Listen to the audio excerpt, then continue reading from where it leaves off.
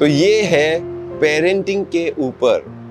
Parenting का मतलब है बच्चों को कैसे बड़ा करना, बच्चों के साथ किस तरह से रहना। हर एक माँ बाप जो है वो चाहता है कि बच्चे उनकी सुने।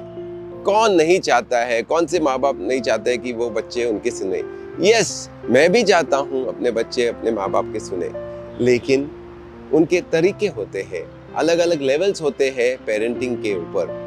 सो 5 तरीके के पेरेंटिंग होते हैं, 5 लेवल्स के पेरेंटिंग होते हैं। या पहला जो तरीका है अनफॉर्चुनेट तरीका है, लेकिन बहुत से लोग मैंने देखा है कि बच्चों को 5 साल का बच्चा है या 10 साल का बालक है या 15 साल का स्टूडेंट है, उनको अपनी बात मनाने के लिए हम हाथापाई लेते हैं, हमारा मसल पावर दिखाते हैं। अरे नहीं सुनता है तो थाड़ मारते हैं। डेफिनेटली वो छोटा है, 5, 10 या 15 साल, आपके जैसा ताकतवर नहीं है, सुनता है। वो क्या करे, वो सुनता है लेकिन अंदर से दूर हो गया आपसे। तो ये जो तरीका है अनफॉर्चुनेट है माँ बाप के लिए, और अनफॉर्चुनेट, बहुत ही अनफॉर्चुनेट है बच्चों के लिए। दिल घबरा, मैं जब देखता हूँ सुनता हूँ तो दिल ऐसा घबरा जाता है।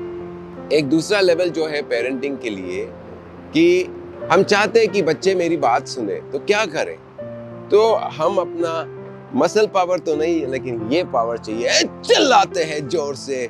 क्योंकि जो पहला जो हमने आपको बताया था वो अंदर से बहुत घबराए हुए हैं और बहुत गुस्से वाले हैं, इसीलिए लोगों को मारते हैं। ये स्थिति में जो माँ बाप है अंदर से डिस्टर्ब हो गए हैं। तो अंदर से डिस्टर्ब है तो बाहर डिस्टर्बेंस कैसे निकाले? बच्चों पर निकालते हैं, चिल्लाते हैं, और चिल्लाने से उनकी बात, बच्चे उनकी बात सुनते हैं। 5 साल का बच्चा हो, 10 साल का लड़का हो या 15 साल का स्टूडेंट हो, वो सुनेगा क्योंकि वो घबरा गया। हमारा जो डिस्टर्बेंस है हमने उन पर डाल दिया।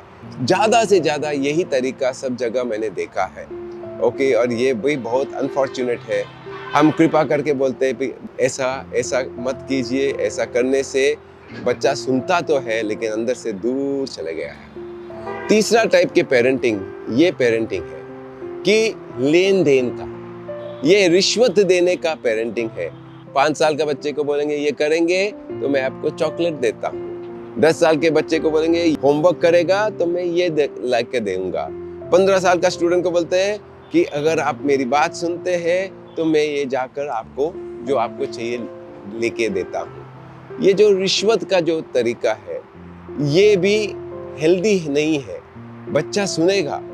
मैनिपुलेटिव जो पेरेंट्स है अंदर से कैलकुलेशन करते हैं, ये टाइप के पेरेंट है, तो ये भी सजेस्ट डेफिनेटली नहीं है।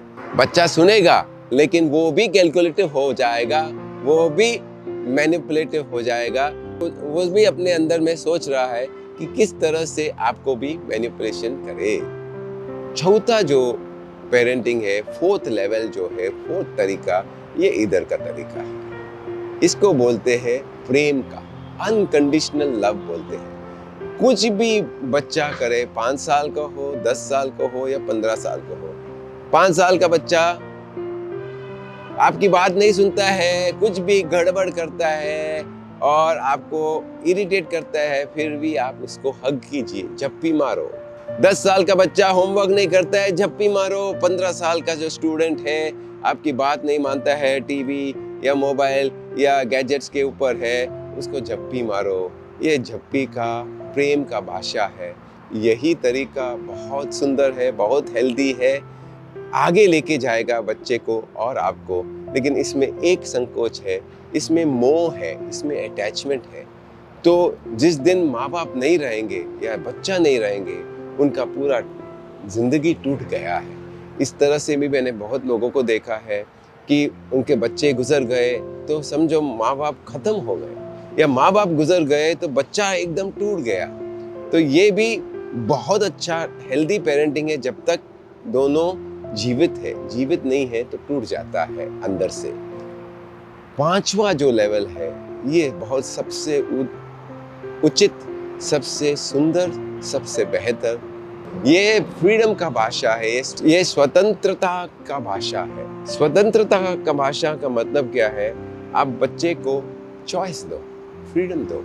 ओके, हर चीज के 5 साल के बच्चे को भी बोलो बेटा अगर ऐसा चीज करेंगे तो ये हो सकता है, मेरे अंदाज में, मेरे अनुभव में ये हो सकता है, और ये ऐसा करेंगे तो ये हो सकता है, और ये जरूर बोलना है कि मैं गलत हो सकता हूँ। चॉइस बच्चे का है, वो आपकी बात सुने या ना सुने उनके ऊपर है।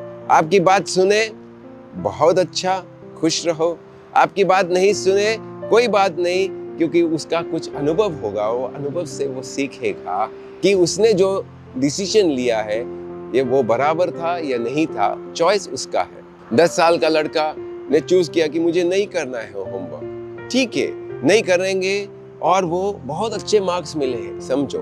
तो आप सीखो उनसे कि किस तरह से बिना होमवर्क या बिना पढ़ाई भी हो अच्छे मार्क्स मिल सकते हैं। और फेल हो गया फिर भी वो सीखेगा कि नेक्स्ट टाइम उसको अगर और अच्छा करना है तो वो अपने आप सीख लेगा।